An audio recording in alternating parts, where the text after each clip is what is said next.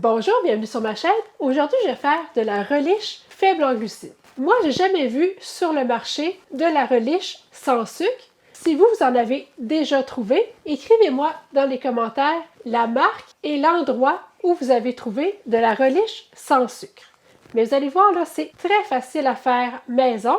Moi, j'en fais juste une fois par année et puis j'en ai assez pour toute l'année. Donc, pour faire la reliche, je vous recommande vraiment d'utiliser l'allulose. Donc, l'allulose, c'est l'édulcorant qui se rapproche le plus du sucre. Donc, l'allulose va bien se dissoudre et puis aussi, elle va permettre d'épaissir la reliche. Que si vous utilisez de l'érythritol, ça risque de se cristalliser. Donc, ça ne sera pas une texture très agréable. Si vous voulez quand même utiliser l'érythritol, utilisez de l'érythritol en poudre. Et puis moi, je conserve la reliche au congélateur.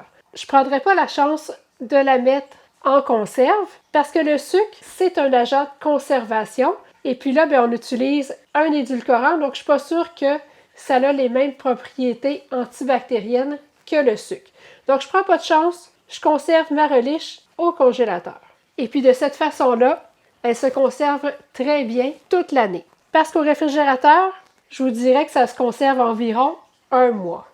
Si vous voulez en apprendre plus sur l'alimentation cétogène, allez visiter mon site ketosantéplus.com.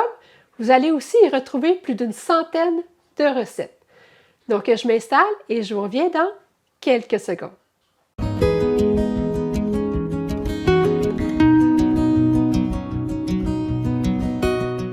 Pour faire la reliche, je vous recommande vraiment d'utiliser des concombres à cornichons parce que les concombres à cornichons, ils vont contenir moins de pépins.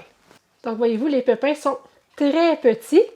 Si vous n'avez pas de concombres à cornichons et que vous utilisez des concombres standards, prenez le temps de les épépiner, c'est-à-dire de retirer les pépins pour garder seulement la chair et la pleure.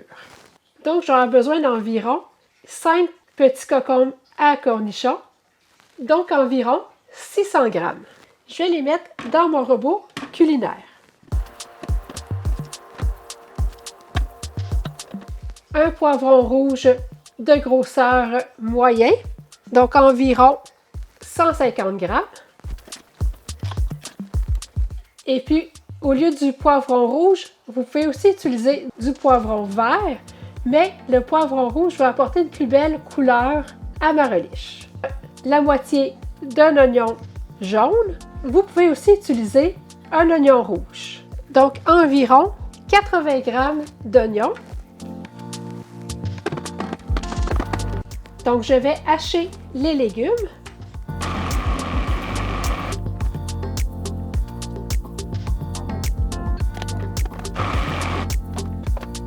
Donc, mes légumes sont hachés bien finement. Je vais ajouter à mes légumes une cuillère à soupe de gros sel à marinade. Donc ça va aider à dégorger mes légumes. Pour faire égoutter mes légumes, je vais utiliser une passoire et puis je vais la recouvrir d'un coton fromage.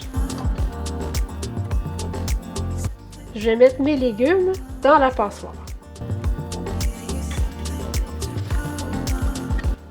Je vais laisser reposer ça pendant minimum 1 heure pour pouvoir extraire le maximum d'eau de mes légumes. Donc, mes légumes ont vraiment bien égoutté.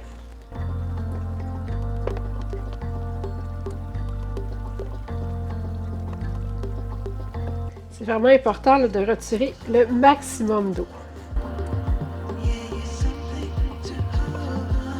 Je vais mettre mes légumes dans un chaudron. Je vais ajouter une demi-tasse de vinaigre blanc, un quart de tasse d'allulose.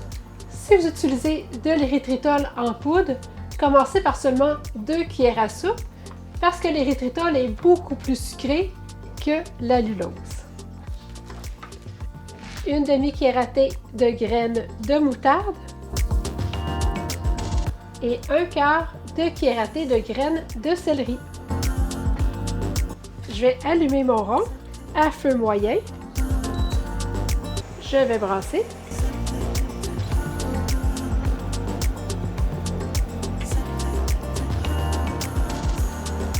Je vais ajouter 2 autres cuillères à soupe d'allulose. Donc, prenez le temps de goûter à la relish pour ajuster l'édulcorant à votre goût. Je vais baisser mon feu. Donc, je vais le mettre à doux. Je vais laisser mijoter pendant 10 à 15 minutes. Quand le liquide s'est évaporé, donc quand je regarde dans le fond de mon chaudron, il ne reste plus vraiment de liquide, je vais arrêter la cuisson.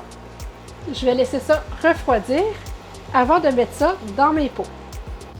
Je vous montre la belle relish qu'on obtient.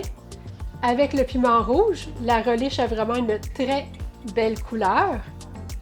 Donc maintenant, il reste juste à la mettre dans des pots.